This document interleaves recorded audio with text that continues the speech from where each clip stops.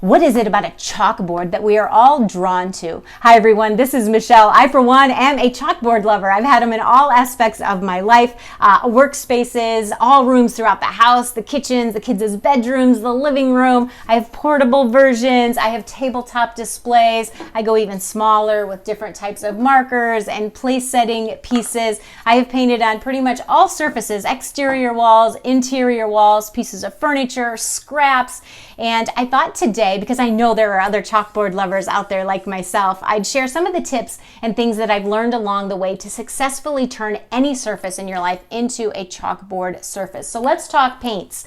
Home improvement stores now have tintable paints, so you can get them in a wide range of colors. I personally love the traditional black and the green, but you can get all kinds of other colors to choose from. This is the route I like to go for any larger scale projects. You can also go to art supply places and get smaller brands of different chalkboard paints, and that works nicely as well. The key to successful painting is to do the proper number of coats, to let it dry the right amount of time and fully cure between those coats, and then to season it. Some of your brands of paint request that you season it, so you go over the surface with that chalk and then wipe it away to kind of prime it for use, and you should have successful chalkboard painting every single time. Tools for the job: I always try to use a roller when possible, especially when you're working on smoother surfaces. A paintbrush is fine for smaller scale projects, or if you happen to be working on something that is already a little bumpy.